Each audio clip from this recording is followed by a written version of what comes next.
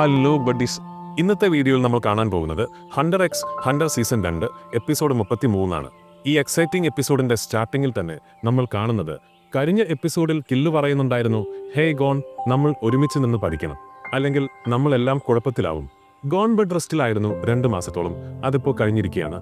കില്ലു ഗോണിനെയും കൂട്ടി മാസ്റ്റർ വിങ്ങിന്റെ അടുത്തേക്ക് ട്രെയിനിങ്ങിനായിട്ട് വന്നിരിക്കുകയാണ്. ഗോൺ പറയുന്നു, സത്യം പറഞ്ഞാൽ ഞാനൊരു പ്രോമിസ് ബ്രേക്ക് ചെയ്യാൻ പോവുകയാണെന്ന് എനിക്ക് തോന്നുമ്പോഴൊക്കെ ഞാൻ നിന്റെ സ്ട്രിങ്ങിലോട്ട് നോക്കും. അപ്പോഴാണ് എനിക്ക് എന്നെ തന്നെ കൺട്രോൾ ചെയ്യാനും പ്രോമിസ് കീപ്പ് ചെയ്യാനും പറ്റുന്നത്. അപ്പം മാസ്റ്റർ വിങ് തമാശയ്ക്ക് ഗോണിനോട് ചോദിക്കുന്നു, ആ സ്ട്രിങ് എന്തുകൊണ്ടാണ് ഞാൻ കെട്ടിയതെന്ന് നിനക്കറിയാമോ? ഗോൺ വിചാരിച്ചത് അതൊരു സീരിയസ് ചോദ്യമാണെന്നാണ്. സത്യമാണോ എന്ന് ചോദിച്ചപ്പോൾ മാസ്റ്റർ വിങ് പറയുന്നു, അല്ല, ഞാൻ നിന്നോട് തമാശ പറഞ്ഞതാണ്. കില്ലു എന്നിട്ട് പറയുവാണ്, അവൻ ബെഡ് റെസ്റ്റിലായിരുന്നപ്പോൾ പ്രാക്ടീസ് ചെയ്തിട്ടില്ലെന്ന് എങ്ങനെ ഉറപ്പിക്കാൻ പറ്റും? അവൻ ട്രെയിനിങ് ചെയ്തിരുന്നെങ്കിൽ എങ്ങനെ അറിയാൻ പറ്റും? കില്ലു നല്ല ബുദ്ധിപരമായിട്ട് ഇത് ചോദിക്കുന്നു. അതുമാത്രമല്ല, മാസ്റ്റർ വിങ് ഗോണിനെയും ടെസ്റ്റ് ചെയ്യുന്നു. ശരി ഗോൺ, നീ ഇത്രയധികം പ്രാക്ടീസ് ചെയ്തിട്ടുണ്ടെങ്കിൽ നിന്റെ നെൻ എനിക്ക് കാണിച്ചതാ. എന്നിട്ട് ഗോൺ അവന്റെ ഓറ ബോഡി മൊത്തം സ്പ്രെഡ് ചെയ്തിട്ട് ചുറ്റും ഒരു എനർജി ഫീൽഡ് ഉണ്ടാക്കുന്നു. മാസ്റ്റർ വിങ് സുഷിയോട് ചോദിക്കുന്നു, സുഷി, ഗോണിന്റെ ഓറയെ പറ്റി നിനക്ക് എന്താണ് തോന്നുന്നത്? സുഷി മറുപടി പറയുന്നു, ഇത് ശരിക്കും കിടുവാണ്, നല്ല കട്ടിയുള്ളതും സ്ട്രോങ്ങുമാണ്. മാസ്റ്റർ വിങ് പിന്നെ പറയുവാണ്, ഗോൺ, നീ നിന്റെ വാക്ക് പാലിച്ചെന്ന് ഞാൻ മനസ്സിലാക്കിയത് ആ സ്ട്രിങ് നോക്കിയിട്ട് മാത്രമല്ല, നിന്റെ പിങ്കി ഫിംഗറും ഞാൻ നോക്കിയിരുന്നു. സ്ട്രിങ് കെട്ടിയിരുന്ന സ്ഥലത്ത് ഗോണിന്റെ പിങ്കിയിലുള്ള ഒരു ചെറിയ മുറിവ് ചൂണ്ടിക്കാണിച്ചു. നീ എപ്പോഴൊക്കെ നിന്റെ നെൻ യൂസ് ചെയ്താലും ഈ സ്ട്രിങ് റിയാക്ട് ചെയ്യും. നീ നെൻ യൂസ് ചെയ്താൽ സ്ട്രിങ് പൊട്ടും. അതുകൊണ്ടാണ് നീ അത് യൂസ് ചെയ്തിട്ടില്ലെന്ന് എനിക്ക് ഉറപ്പായത്. അപ്പോൾ മാസ്റ്റർ വിങ് ഗോണിനോടും കില്ലുവിനോടും ചോദിച്ചു, നിങ്ങൾ രണ്ടാളും ഹിസോക്കയുടെ ഫൈറ്റിൽ ഉണ്ടായിരുന്നോ? ഇല്ല മാസ്റ്റർ, ഞാൻ കണ്ടില്ല, ഗോൺ മറുപടി കൊടുത്തു. എന്നാ എന്റെ കൂടെ വാ, എന്റെ കയ്യിൽ അതിന്റെ വീഡിയോ ടേപ്പ് ഉണ്ട്, ഞാൻ നിങ്ങൾക്കത് കാണിച്ചു തരാം എന്ന് പറഞ്ഞിട്ട് മാസ്റ്റർ വിങ് ഒരു CD TV-യിലേക്ക് ഇടുന്നു. അവര് ഹിസോക്ക കാർഡുകളും ഷാർപ്പായിട്ടുള്ള സാധനങ്ങളും യൂസ് ചെയ്ത് ട്രിക്ക് ചെയ്യുന്നത് കാണുന്നു. പിന്നെ ബെങ്കി ഗമ്മിന്റെ ഒരു ഡെമോൺസ്ട്രേഷനും. അപ്പം മാസ്റ്റർ വിങ് അവരോട് ചോദിച്ചു, അവന്റെ റെൻ നിങ്ങൾക്ക് കാണാൻ പറ്റുന്നുണ്ടോ? TV-യിലൊന്നും കാണാൻ പറ്റുന്നില്ലെന്ന് അവർ രണ്ടാളും മറുപടി കൊടുത്തു. അപ്പോഴാണ് ഹിസോക്ക അവന്റെ ശരിക്കുള്ള പവർ യൂസ് ചെയ്യുന്നത്. മാസ്റ്റർ വിങ് വിശദീകരിച്ചു, അവൻ അവന്റെ നെൻ ഓറ യൂസ് ചെയ്ത് റെൻ ഉണ്ടാക്കുന്നു, എന്നിട്ട് അത് സെറ്റ്സു യൂസ് ചെയ്ത് മറയ്ക്കുന്നു. ഗിയോ യൂസ് ചെയ്താൽ മാത്രമേ നിങ്ങൾക്കിത് കാണാൻ പറ്റൂ. നെന്നിന്റെ ബേസിക് ടെക്നിക്കാണത്. സെറ്റ്സു എന്നത് അവർക്ക് ഓൾറെഡി അറിയാവുന്ന ഒന്നാണെന്നും ഗൈഡോയുമായിട്ടുള്ള ഫൈറ്റിൽ ഗോൺ അത് യൂസ് ചെയ്തിട്ടുണ്ടെന്നും അദ്ദേഹം പറഞ്ഞു. ഇനി മാസ്റ്റർ വിങ് തുടർന്നു, നിങ്ങളുടെ അടുത്ത മാച്ചിന് അത്യാവശ്യമായിട്ടുള്ള ഗിയോ പഠിക്കുന്നതിലാണ് നമ്മൾ ഫോക്കസ് ചെയ്യേണ്ടത്. വിങ് സുഷിയെ വിളിച്ചിട്ട് ഡെമോൺസ്ട്രേറ്റ് ചെയ്യാൻ പറയുന്നു. സുഷി അവന്റെ നെൻ ഫോക്കസ് ചെയ്ത് ഓറ സ്പ്രെഡ് ചെയ്തിട്ട് നിന്റെ ഓറ കാഴ്ചയിൽ ഫോക്കസ് ചെയ്യൂ എന്ന് പറയുന്നു. അവൻ അവന്റെ ഓറ ഫോക്കസ് ചെയ്ത് ഡെമോൺസ്ട്രേറ്റ് ചെയ്തിട്ട് TV-യിലേക്ക് നോക്കുന്നു. മാസ്റ്റർ വിങ് അവനോട് പറഞ്ഞു, ഇനി TV-യിലേക്ക് നോക്ക്. ഹിസോക്കയുടെ റെൻ നിനക്ക് കാണാൻ പറ്റുന്നുണ്ടോ? സുഷി കഷ്ടപ്പെട്ട് അവസാനം അത് കാണാൻ സാധിച്ചു. മാസ്റ്റർ, എനിക്ക് കാണാൻ പറ്റുന്നുണ്ട്. 13 നൂലുകൾ കാർഡുകളുമായിട്ട് കണക്ട് ചെയ്തിരിക്കുന്നു. ആ എഫർട്ട് കാരണം അവൻ ആകെ ക്ഷീണിച്ചു പോയിരുന്നു. ഈ ഫൈറ്റിൽ ഫുള്ളായിട്ട് ഇറങ്ങണമെങ്കിൽ നിനക്ക് ഹിസോക്കയുടെ റെയിൻ കാണാൻ പറ്റണം. മാസ്റ്റർ വിങ് ഇമ്പോർട്ടൻ്റ് ആയിട്ട് പറയുന്നു. കൂടാതെ ആദ്യം തന്നെ നീ നിനും റെയിനും പഠിച്ചിരിക്കണം. കാരണം അതാണ് ശരിക്കുള്ള കളി തുടങ്ങുന്ന സ്ഥലം. എല്ലാവരുടെയും റെൻ ഡിഫറൻ്റ് ആണ്.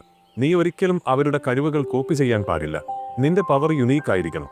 മാസ്റ്റർ വിങ് അവസാനിപ്പിക്കുവാണ്, ഇത്രയുമേ എനിക്ക് നിനക്ക് ട്രെയിനിങ് തരാൻ പറ്റൂ. ബാക്കിയുള്ള പ്രാക്ടീസൊക്കെ നിന്റെ കയ്യിലാണ്. ഗോൺ, കില്ലു, നിങ്ങൾ ട്രെയിനിങ് കണ്ടിന്യൂ ചെയ്തോളൂ. ആവശ്യത്തിന് ട്രെയിനിങ് കഴിഞ്ഞാൽ മാത്രമേ നിങ്ങളെ കോമ്പീറ്റ് ചെയ്യാൻ ഞാൻ സമ്മതിക്കൂ. 1 മാസം ടൈമുണ്ട്. ഗോൺ കില്ലുവിനോട് പറയുന്നു, സുഷിയുടെ പവർ കിടുവാണ്.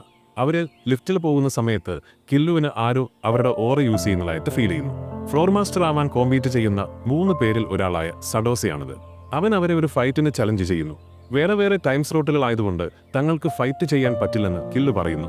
തന്റെ ഒരു കൈ മാത്രമാണുള്ളതെങ്കിലും സഡോസ നിർബന്ധിക്കുന്നു, ആ ബാക്കിയുള്ള കൈയിൽ ഒരുപാട് ഓറ കാണിച്ചുകൊണ്ട്. ഗോൺ ചോദിക്കുന്നു, നമ്മളിനി എന്ത് ചെയ്യുമെന്ന്.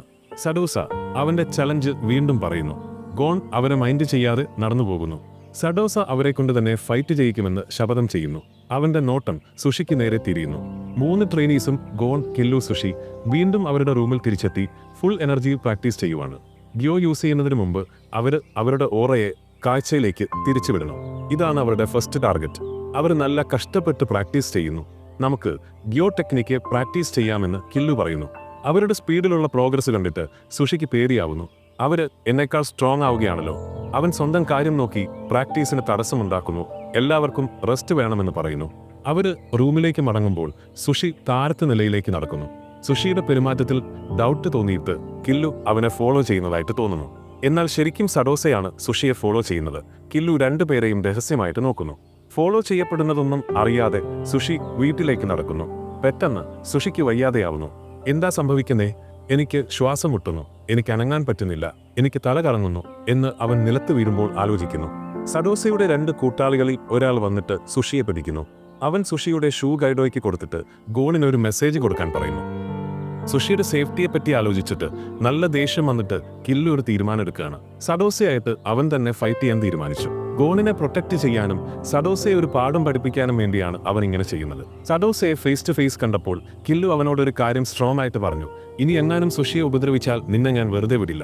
ഇത് പറഞ്ഞിട്ട് കില്ലു 29-ന് സഡോസയായിട്ടുള്ള മാച്ചിന് ഒഫീഷ്യലായിട്ട് രജിസ്റ്റർ ചെയ്തു. പക്ഷേ ഗൈഡോ ഗോണിനെ വിളിച്ച് 30-ന് സഡോസയായിട്ട് ഫൈറ്റ് ചെയ്യാൻ നിർബന്ധിക്കുന്ന കാര്യം കില്ലു അറിഞ്ഞില്ല. ഈ ഷൂ നീ എവിടെയെങ്കിലും കണ്ടിട്ടുണ്ടോ?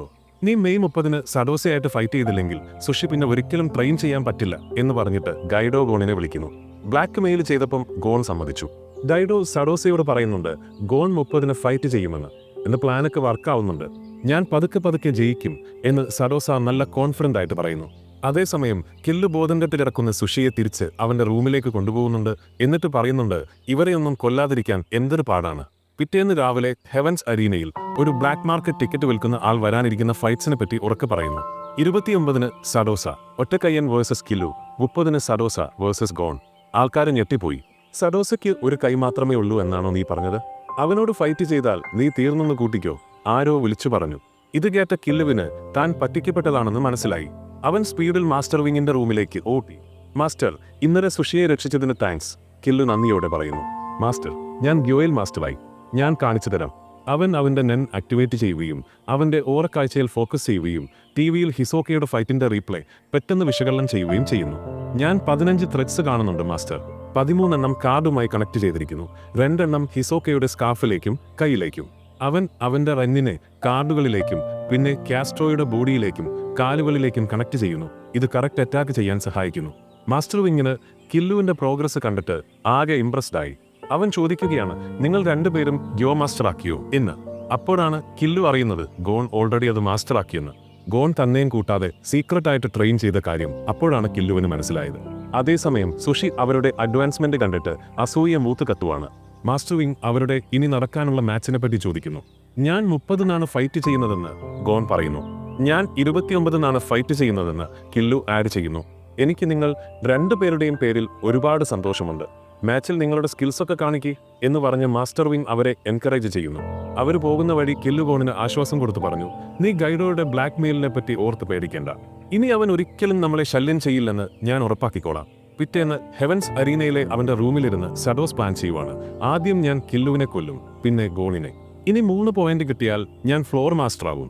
പെട്ടെന്ന് അവന്റെ കരുത്തിൽ ഒരു കത്തിമുട്ടുന്നതായിട്ട് അവന് തോന്നി. അത് കില്ലു ആയിരുന്നു.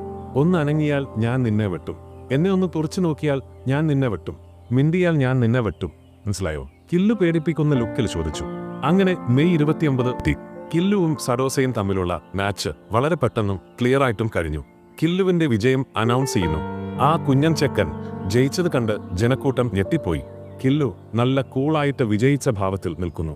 എപ്പിസോഡ് അവസാനിക്കുന്നു കില്ലുവിന്റെ കിടിലൻ ഗ്രോത്ത് കാണിച്ചുകൊണ്ട്.